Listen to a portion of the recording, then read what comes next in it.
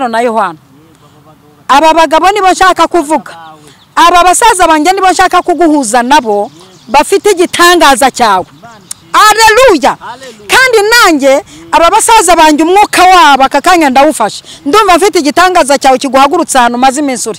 Ndumva ndi mu mavuta yo kuguhagurutsa ahantu maze iminsi uri igihe wamaze sinyitayeho n'uwahagushyize simwitayeho naho wicaye simwitayeho nitaye ku Imana ikorera muri yewe data twese uri mu ijuru kuhaguruka ahantu uri icyo wari utegereje si cyo uri bubone. Haguruka ndakubwira naho werekera umaze guhaguruka komereye cyarimwe ngo ikirema kirangije ngo kirahagarara ngo cyumva ibintu biremeye. Erega ndashaka kuhagarara ibintu bikemera kimara kumvira ijambo kimara kunkurikira ndashaka ko ibintu byemera uhagarara ibintu bikemera. Imana ishimwe cyane. Mushimire mu izina ry'umwami wacu Yesu Kristo ko tubana hano kuri Prophetess Mama Lionel. Imana y'amahoro ibaho umugisha kandi bishimire. Uyu munsi turi munsi y'igiti hahandi inyoni zaje kwibutsa Mama Lionel ko zamurira. Ubwo rero turi munsi y'igiti batwitege icyo dukora tuvuyeyo. Kuko Debora avugurutse munsi y'igiti. Ibyo yakoze murabizi. Gideon ahagurutse munsi y'igiti cy'umwera. Gatendo yakoze barakibuka. Eri yavuye munsi y'igiti cy'umurotemo. Ibyo yakoze ageze ihoreba. Ubwo rero batwitege tukiva munsi y'iki giti cy'umunyinya. Igiti cy'umunyinya kabisa. Ubwo rero ubwo bakore munsi y'igiti cy'umurotemo no munsi y'igiti cy'umukindo no munsi y'igiti cy'umwera agende munsi y'igiti cy'umunyinya. Amavuta rwose. Imana ibaho umugisha kandi ndishimye cyane umutima wanjye uguwe neza. Mboreka dushimira abantu badukurikira bakanadukurikirana bari mu gihugu cya Canada, bari muri Kenya kandi n'abadiaspora mu ntara ya Gatandatu by'umwihariko, abari mu ntara y'Iburengerazuba, Iburasirazuba, Amajyepfo, Amajyaruguru. Amajyepfo ajya uhatinda kuko niho mvuka. Nugera mu mujyi rwagati ho use naho uhicaye. Ujye Nyabugogo uzamuke ruguru aho ngaho ugere mu mujyi rwagati. Cyane cyane mu isoko rya Nyarugenge uzamuke na Kumati gake. Ukate gato muri rompuwe. Ce ku iposita uhakubita ijisho aho bisubizo byacu rimwe na rimwe bijya biza binyuze mu iposita. Wambukiranye mbega umujyi utindemo. Dusuhuje kandi abantu bari muri uyu mujyi baba b'Imana bibwiye nabitabibwiye kuko hari abantu batuyemo ntabyo babwiwe. Abo tujya tubona babona nk'ibisanzwe. Abantu rero tutuyemo Imana aravuze ngo nzabajyana i Kigali nimuvuge ngo amen. Amen. Kumva tuhishimiye. Uyu mujyi uraryoshye kabisa. Nuko ntahindukiza kamera ngo barebe n'ahantu twicaye kuntu haryoshye, hari amafu, hari ikirere, hari ikibaya cyiza cyane. Ana ahantu uruhukira, ahantu wumva utunyoni, hakaba igihe iyo ndi mu mwuka numva nicyo tuvuga. Amakuru barayafite abantu bankurikira bakanankurikirana. Nigeze kuganira n'inyoni igihe kirekire. Hanyuma turi n'ahantu umutekano wizewe. Ukeneye kuruhuka waza ukaruhuka. Ubundi umuntu uzajya ukenera kumva ashaka kuruhuka aje mu Rwanda ajya ambwira ati Mama Lionel wanshakiye ahantu ndyama nkarota ko ntaheruka kurota. Wanshakiye icyumba najyamo nkumva ijwi. Wanshakiye icyumba naryamamo nkakubona byibuze nka kabiri ku munsi. Wanshakiye ahantu naruhukira. Mbega ibi nabyo biri mu byo nshinzwe kuri wowe. Imana ihabwe icyubahiro. Amen. Reka tubashimire cyane rero. Uyu munsi nifuje yuko Mama Lionel afata mikoro. Uyu mwaka dufitanye amasezerano 2022 yuko mwaka 2023 aha kuri yicano rwose nzajya mwakira ariyo mufatiye mikoro kugira nanjye mbone kubera ko uwo mwuga ntabwo ari wo kuzana gutyo ujyana gutyo ugarura gutya. Ariko ngiye kubaha mikoro bashumba musengere intama z'Imana zidukurikirana zikanadukurikira kuricana Prophetess Mama Lionel. Noneho mutugezeho icyo umwami yashimye ko mutugezaho uyu munsi wa none mu izina rya Yesu. Murakoze cyane. Dushimiye Imana data wa twese uri mu ijuru. Iyaremye isi n'ijuru yahanitse ikirere tubona, tugashakisha inkingi zigiteze tukakibura.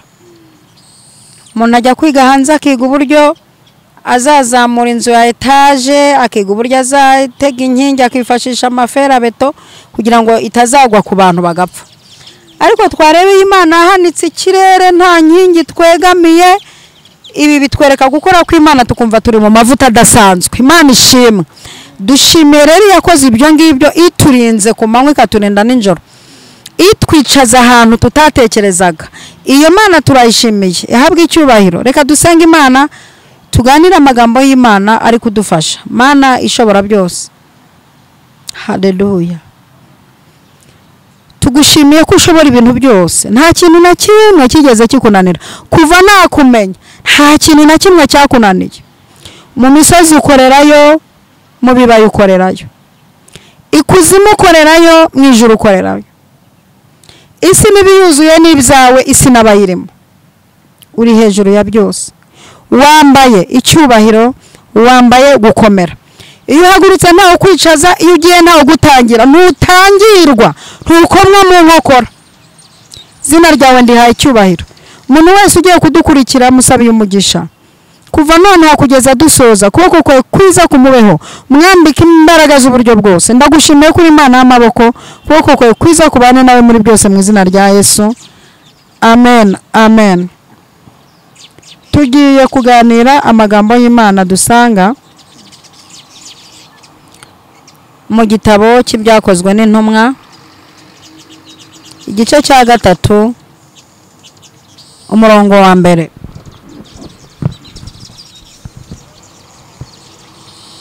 Byakozwe n'intumwa igice cya 3 umurongo wa mbere, haravuze ngo nuko Petero na Yohana barazamuka bajya mu rusengero mu gihe cyo gusenga, ari cyo saa 9. Hariho umuntu wavutse arema ibirenge, yarahekwaga agashyirwa ku irembo ry'urusengero ryitwa Ryiza kugira ngo asabirize abinjira mu rusengero. Abonye Petero na Yohana bagiye kwinjira mu rusengero, arabasaba ngo bamuhe. Petero na Yohana baramutumbira. Petero aramubwira ati uturebe. Abitaho agira ngo hari icyo bamuha. Petero aramubwira ati ifeza n'izahabu ntabyo mfite, ahubwo icyo mfite ndakiguha. Mu izina rya Yesu Kristo w'i Nazareti, haguruka ugende. Maze amufata ukuboko kw'iburyo aramuhagurutsa. Uwo mwanya ibirenge bye n'ubwombambari birakomera. Arabadanduka, arahagarara, aratambuka yinjirana nabo mu rusengero, atambuka yitera hejuru ashima Imana. Abantu bose babona agenda ashima Imana, baramumenya ko ari we wajyaga yicara ku irembo ry'urusengero ryitwa Ryiza asabiriza ngo bamuhe. Barumirwa cyane, batangazwa n'ibimubayeho. Imana ishimwe, Imana ishimwe, amen. Imana ishimwe. Barumirwa, batangazwa n'ibimubayeho. Kandi yewe ndi mu mwuka wo gusengera abantu mu isaha y'ubuhanuzi, kubwira abantu ko ugiye gutabarwa mu buryo abantu bari bwumirwe kabiri, bagatangazwa n'ibintu bikubayeho. Haleluya. Ndumva nshaka ko muri uku kwezi abantu ubwabo aribo bari bwifatire ijambo, abantu ubwabo bari bwifatire ijambo bakavuga ngo turatangaye, turumiwe. Urumva Imana ikora igitangaza wowe kirenga wowe, gicyambukiranya imipaka. Icyo gitangaza cyambukiranya imipaka, abantu baba aribo batangazwa n'ibintu Imana igukoreye kuruta wowe. Yo, reka tuvuga kuri aya magambo. Uyu mugabo yiberaga ku rusengero ku irembo. Hari abantu bundi baba ku irembo, kandi umuntu uri ku irembo yumva amakuru y'ibibera imbere, akumva amakuru y'ibibera n'inyuma. Uyu muntu uba ku irembo hari amakuru amenya. Ubundi mu rundi ruhande ku irembo tugiye mu mwuka si habi, ni ahantu umenya amakuru y'abinjira n'abasohoka. muririmbyi nawe ugeze kuririmba ngo kwirembo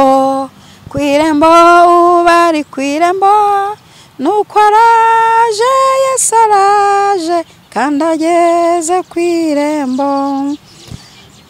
Hari ukuntu ujya kubona ukabona mu bukwe twatashye ubukwe tujya tukumva ngo abakwe baje ngo bageze mu marembo, ngo mugire ngo abakwe bageze mu marembo. Ndashaka kuvuga irembo uyu mugabo yari yicayeho. Icyambere ibintu yatekerezaga sibyo byamubayeho. Icyamujyanye ku irembo bundi sicyo yahakuye. Ayaya ahagurutswaho yarari yicara ku irembo ry'urusengero, intego yari mujyanye kwa rugusabiriza. Ukuntu yahahuye no guhaguruka rero nibyo tugiye kureba. Haleluya. Oya tujye twumva mu nkurikire, mwihangane mu nkurikire. Tujye twumva ibintu kimwe. Aviwe agezwa ku irembo, sinari impari sinzi uko yahageze, ariko birigaragaza ko aricaye ku irembo. Ariko intego yo kujya ku irembo kwa rugusabiriza, nta n'ikindi cyari cyahamujyanye. Kwa rugusabiriza kuko yashaka gusenga, yari gutegeka akinjizwa mu rusengero agaterana. Iyo ashaka kuguma mu rugo akajya ahahirwa yari kuhaguma. We yafashe umwanzuro cyangwa afatirwa umwanzuro wo kwicara ku irembo ngo ajye asabiriza abinjira ndetse n'abasohoka. Siyo yahuye nayo, yahahuye niyo gukira. Ayaya. Haleluya. Uzi guhaguruka ugiye gusaba ugahura n'igitangaza utatekerezaga. Igitangaza kidasa n'icyo watekerezaga. Nukuri uyu mwaka uhure n'ikintu kidasa n'ikintu watekerezaga mu buzima bwawe. Ndafashijwe. Umbwira gute uburyo umuntu ajya ku irembo gahunda ari ugusaba, yanayabariye uburyo nayabona agura ikiro cy'inyama, kazamukana agaceri, kazamukana ibirayi, akabitsa nka 2 kuri konte, yarangiza agahura n'igitangaza atateganyaga, agahura n'igitangaza cyo guhaguruka. Ndumva nshaka ko abantu bamfasha kumva ko igihe cyabo nkundira ujya kuri rezo y'umwuka. Ndagucometse, reka ncomeke abantu kuri rezo. Ngucometse kuri rezo. Reka ngucomeke kuri amarezo. Yaragiye ahamara igihe arahicara pe, arahatinda arasaba, bamwe baramuha abandi baramwima. Ariko muze kubuka ko intego amujyanye ari yo gusaba. Ariko siyo ntego y'Imana kuri we, intego ko ari kugira ngo ahahagurukire. Ya kandi nubwo yahatinze ntiyahaguye. Uze kwibuka ko ahantu utinze utazahagwa ucyumvira ijambo. Uze kwibuka ko ikibazo utinzemo utazakigwamo ucyumva iri jambo. Data wa twese uri mu ijuru, shyigikira umva gusenga kwanjye, utabariye umuntu wicaye ahantu amenye ko icyo yashakaga atari cyo agiye guhura nacyo, ugiye kubona ikiruta icyo wasabaga. Uyu mugabo ngo akajya asaba abinjira n'abasohoka. Igihe kiragera abantu bamwe bakamwima, bandi bakamuha. Njya nca ku bantu basabiriza no muri uyu mujyi no mu cyaro, shiro nyinshi bakabima. Ye mu mateka yanjye akenshi sina nabahakeretse umwuka amishuriye, kuko iyo mbona utanyaturaho umugisha jye singuha.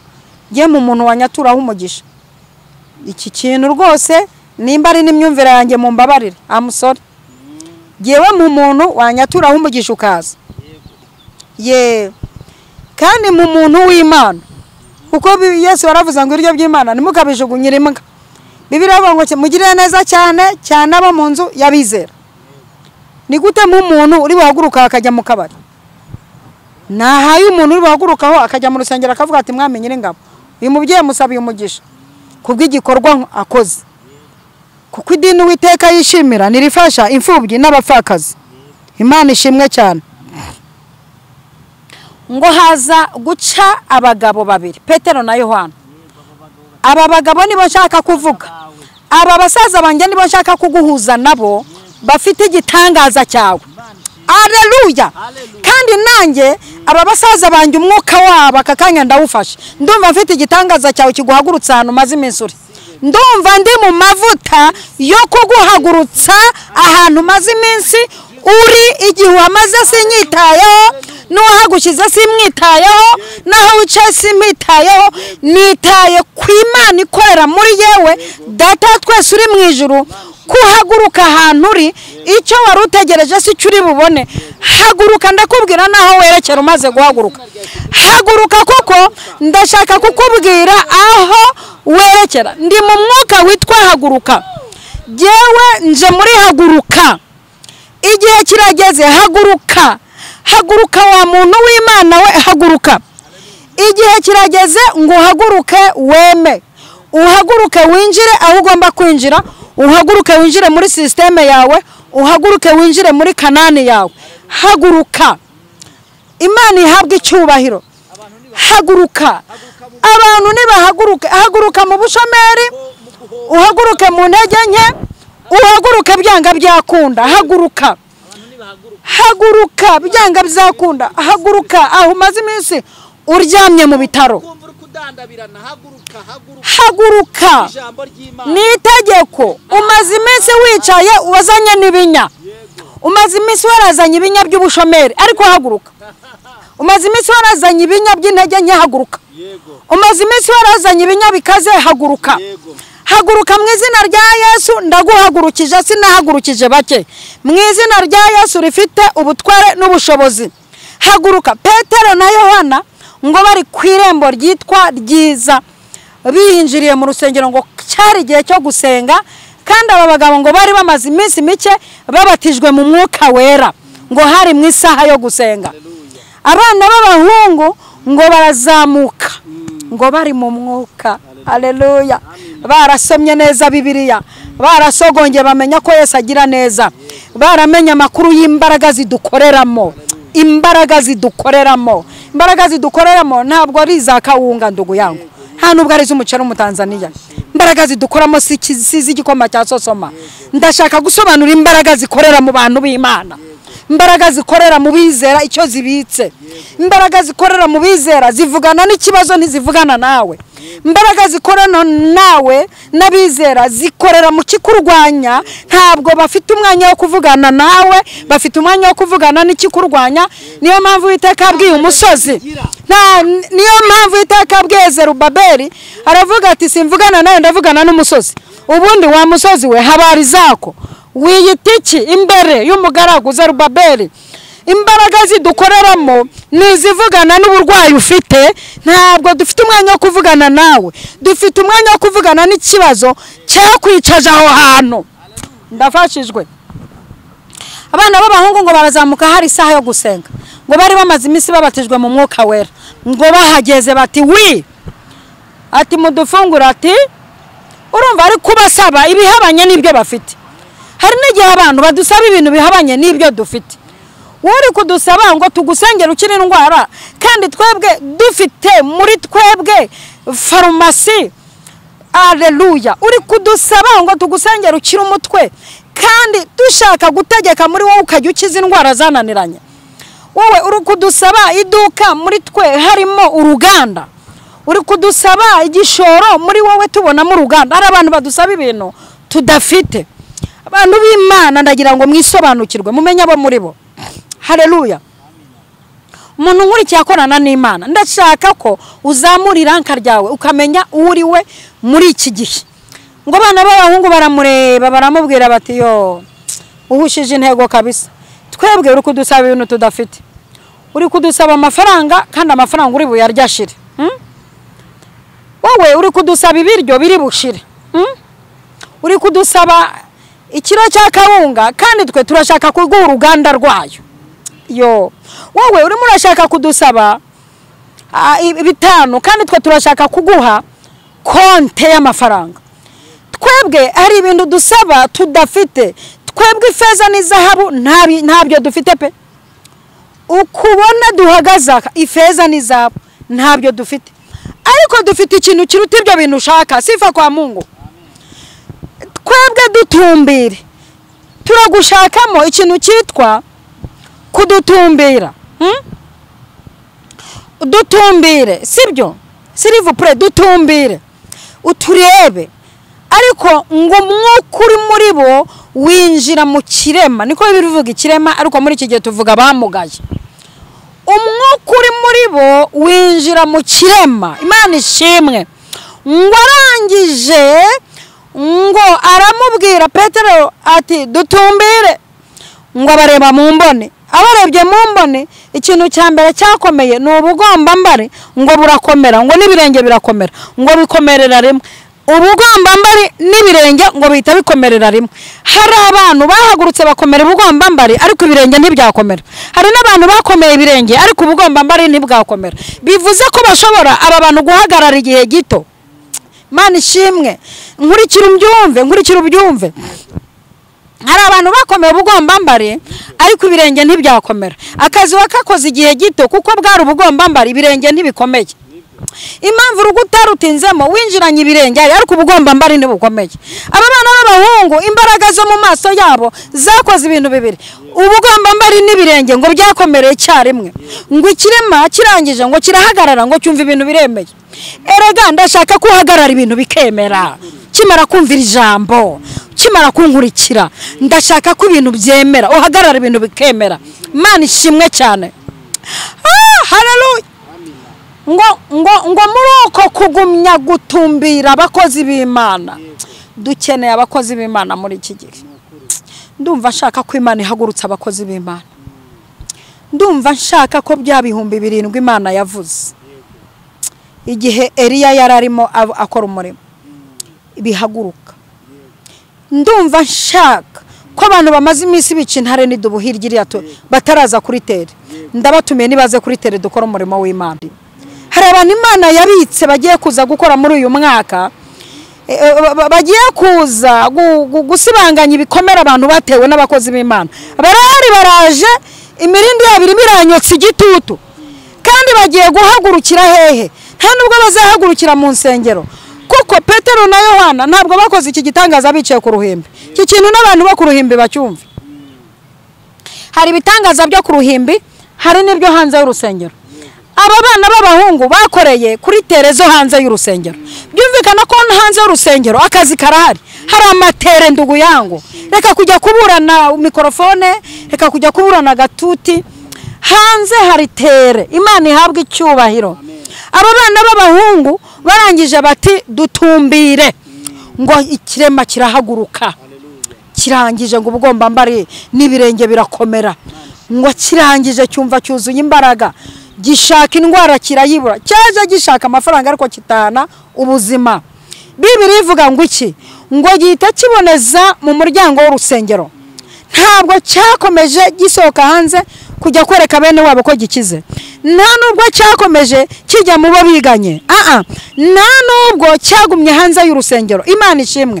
Bibiri iravuga ngo iki kirema cyahise giboneza cinjira mu rusengero. Ivuze ngo iki Bibiliya? Ngo abantu barakibona. Ngo bakibonye. Hari abantu bagiye kukubona mu buryo utatekerezaga. Hari abantu ugiye gutungura nyuma y'iri jambo. Hamina, ugiye gutungurana. Kandi abantu ugiye gutungura nibo bagiye kukurusha kuvuga. Ngo abantu baramubona, noneho ikintu bamubonanye ndashaka kukikubwira. Ngo bamubonanye amashimwe. Imana ihabwe icyubahiro. Ngo bamubona agenda ashima Imana. Bamubona n'amashimwe bari bamunyuzeho yicaranya agahinda. Ndashaka ko agahinda kimuka, amashimwe akicara.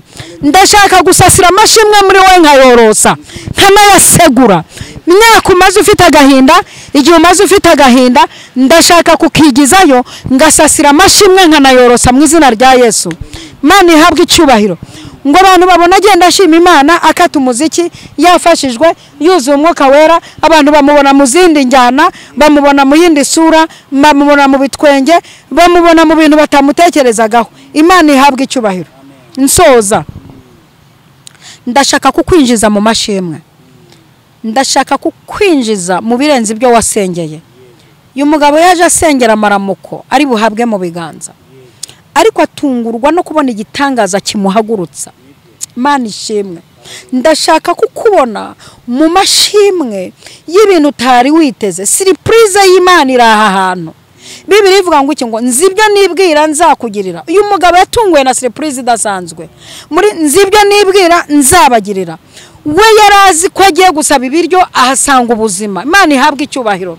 Ndashaka ko Uwiteka guha ikinyuranyo cy'ibyo ushaka kandi gituma abantu bakubona mu yandi mashimwe. Haleluya. Muri uyu mwaka ndashaka ko utongera kurata ubukwe bwawe ukimara kumvira ijambo. Muri uyu mwaka ndashaka ko usohoka mu bukode. Muri uyu mwaka ndashaka ko utongera kurata akazi. Ndashaka ko utongera kurata. Sinshaka